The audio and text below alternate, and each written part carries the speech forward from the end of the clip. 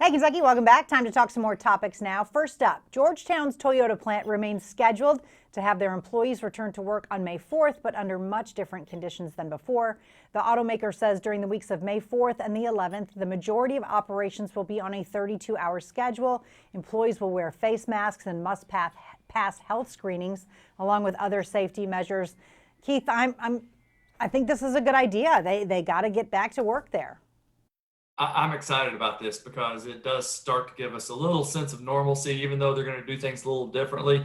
And it's one of our biggest employers in the state. So I love seeing this getting going. Yeah, and we're going to see everything be a little bit different, so I'm glad they're adapting. Members of the U.S. House who met in D.C. yesterday largely opted to wear masks at their first meeting in a month. But Kentucky Congressman Andy Barr and James Comer were not among them. The 6th and 1st District Republicans joined Jim Jordan of Ohio and others in abstaining from wearing anything over their faces. Keith, your thoughts on that? I mean, you go out to the grocery store and you see some people wearing them and some people don't. And I don't know. I mean, it's not being required.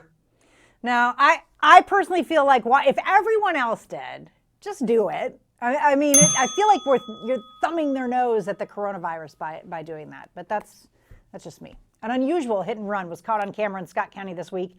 Deputies say Wednesday night a man drove his truck into a power transformer outside a Georgetown hotel, causing thousands of dollars in damage. The driver backed up and drove off. But shortly after the sheriff's office posted the video on Facebook, they caught up with him. Keith, what in the world is this dude thinking? I'm glad that they caught up to him because if you do damage, own up to it, take care of business. Don't just drive off. I mean, I know at least luckily it wasn't hitting another person, but there was damage done. Yeah, but it looked on purpose to me. Like he drove straight into it. Yeah, maybe he had a beef with it. I don't know. All right, UK quarterback Terry Wilson is continuing his rehab. This week, the Wildcat shared video of his current workout regime, which includes time on a treadmill. The last official word on Terry was things are on track for him to return to his QB1 responsibilities whenever the team returns. Keith, I love seeing this. Love it. It's just amazing to me anymore how quickly you can come back from some of these injuries. I mean, for his, could have been devastating, and he has worked hard, and it's great to see him out there running on a treadmill. Can't wait to see him running on a field and throwing a few footballs as well. I know. I love the hard work he has put in. That's so Terry.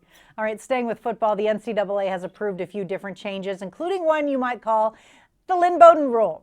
Officials will now have jurisdiction of 90 minutes before kickoff as opposed to 60. If that was the case for last year's Belk Bowl, Bowden would have probably been ejected for punching a defensive back from Virginia Tech. Keith, it's probably a good idea in this case, I guess.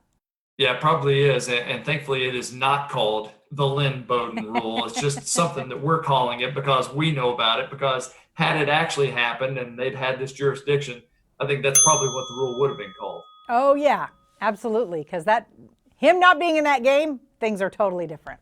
Oh, bad. Food banks in Kentucky, Ohio, and Indiana are among the beneficiaries of generosity from the Cincinnati Bengals. The team is donating $250,000 to 8 facilities, allowing them to provide over 1 million meals to people in more than 120 counties during the COVID-19 crisis.